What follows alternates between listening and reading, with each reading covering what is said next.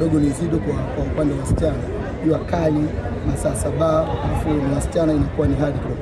Alafu tumekutana na mpinzani mgumu. Kumbuka msimu uliopita mpinzani alisababisha kutochukua ubingwa alikuwa ni mgumu. Kwa hiyo tulijua tulikuwa tunakutana na timu ngumu. Kwa hiyo lakini tunashukuru Mungu tumepata matokeo na kuweza kuendelea katika hatua inayofuata ya fainali. Kwa sababu hali ya Nuka Aisha inaendelea baada ya kupata mpira pengine watu walikuwa na wasiwasi kuelekea fainali.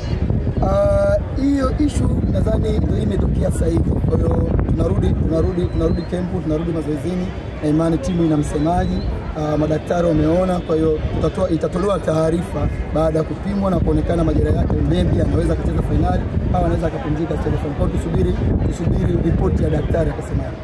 Na upande wa namba 3 tunaona Aisha Omari amekuwa na overlap sana, maana kwenda kushambulia na upande kuna Rusi na kuona rudi kama vile kukavu.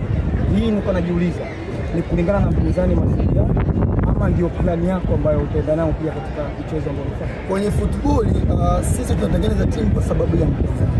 Kwa hiyo Mashujaa tunawajua, tushacheza nao friend match, tushawaona kwenye msimu uliopita. Kwa hiyo ni kitu kizuri kucheza na timu ambao unajua. Kwa tumetengeneza game plan kutokana na according situation ya mpinzani wetu. Tumemuona mpinzani wetu kwenye wide area defending yake haiko vizuri. Kwa hiyo tukaamua kutengeneza hiyo plan kuweza kushambulia kama ulikuwa unaona tunashambulia kupitia hawa fullback wetu na kuongeza nafasi nyingi pale katika center forward wetu. Kwa tunakuwa kama center forward watatu kwenye situation. Tunafanya hivyo kutokana na mpinzani. Kwa hiyo unachozungumza hiyo ndio mpango wetu. Kuna mechi inachezwa hapa Yanga na JKT. Kwa hiyo tutaiangalia mechi. Kwa hiyo yote atakayefika finali maana tutakuwa tunamuona. Kwa hiyo tutarudi mazoezini siku mbili zilizobaki kutengeneza plan kwa ajili ya mpinzani ambaye tutakayecheza naye mechi. Wachezaji wako subiri Propo na wengine waulize mzee. Mwalimu, licha ya kuwa umepata nafasi, umefunga goli 2, lakini umetengeneza nafasi nyingi sana. Eneo la kumalizia ni kama shida. Changamoto kubwa ni ukumbuke kwamba hii timu ina wachezaji wengi wapya na hii ndio kwanza mechi ya kwanza ya mashindano. Kwa hiyo kuna kitu kinaitwa combination ya timu.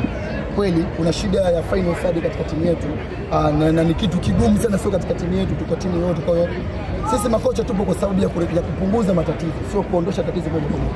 Tunarudi mazoezini, tumeona hiyo final third yetu haiko vizuri. Wewe umeona final third, lakini kuna shida nyingine pia ipo. Kwa tunarudi mazoezini kutengeneza zile shida zisitokezee au zipungue mechi inayofuata, na ule ubora wetu ambao umeuona tuuzidishe, lakini according to situation ya mpinzani ambaye asante.